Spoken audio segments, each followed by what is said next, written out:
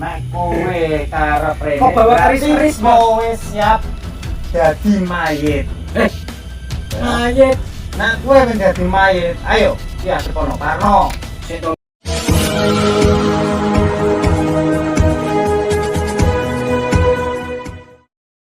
Assalamualaikum.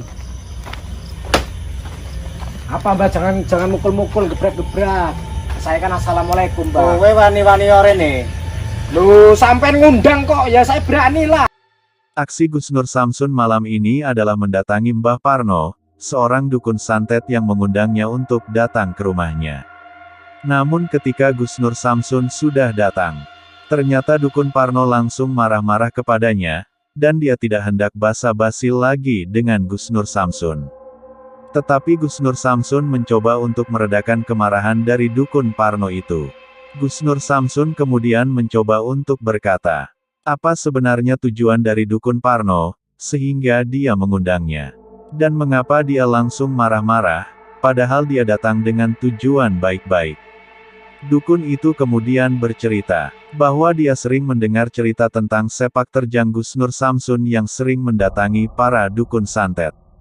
Gus Nur Samsun mengobrak-abrik ritual dari para dukun santet itu, bahkan banyak dari para teman dukunnya yang kemudian dihajar hingga stroke oleh Gus Nur Samsun. Dia tidak terima dengan apa yang dilakukan oleh Gus Nur Samsun itu, karena para dukun yang dihajar Gus Nur Samsun adalah dukun seprofesi dengan dirinya. Dan itu artinya, Gus Nur Samsun juga telah menginjak-injak harga dirinya.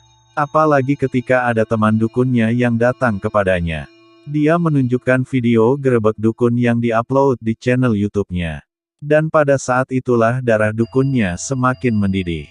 Maka ketika tahu nomor telepon Gus Nur Samsun, dia langsung menghubunginya.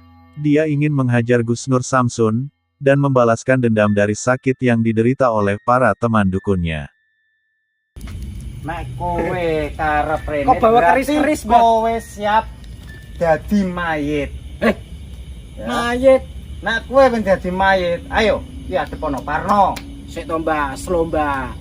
Dan mendengar cerita dari dukun Parno itu, Gus Nur Samsun pun mencoba untuk memberi penjelasan.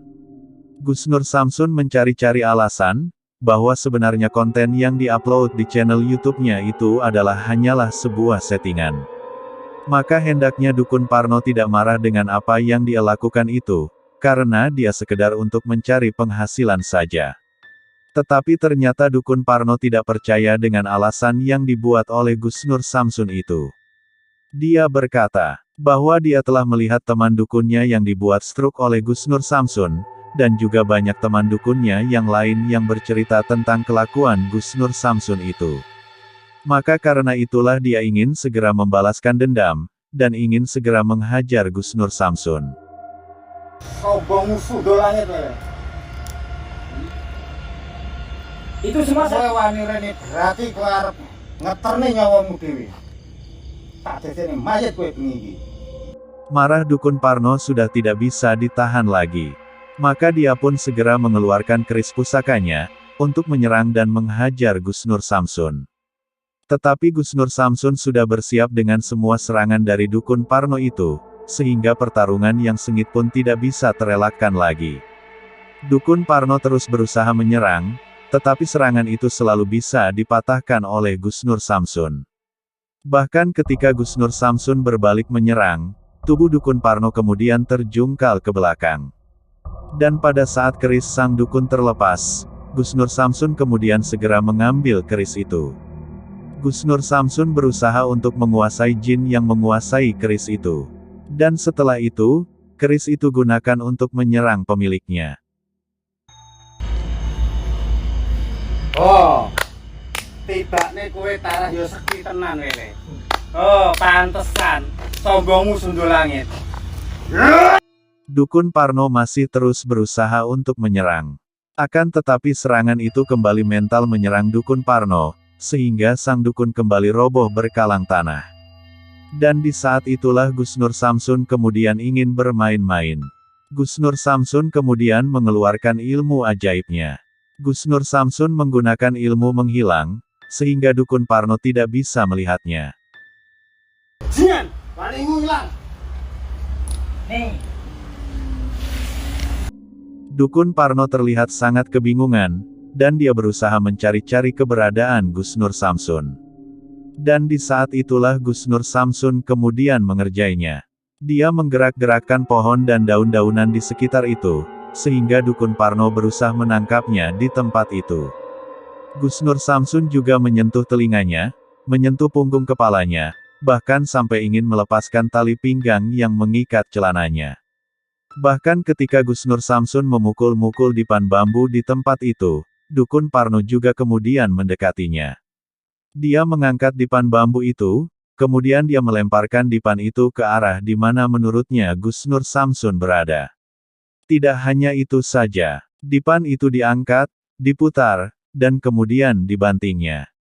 Dukun Parno sangat marah sekali, tetapi dia bingung hendak berbuat apa. Dia hanya bisa berteriak dan meraung, bagai seorang raksasa yang marah, karena kehilangan anak tersayangnya.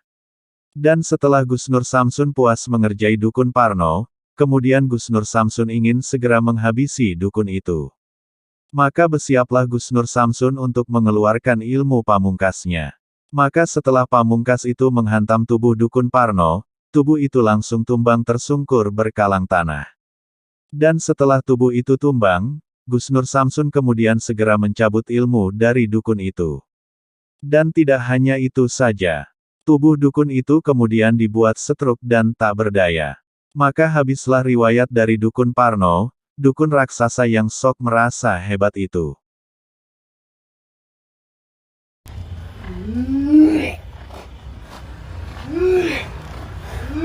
Wak, wek.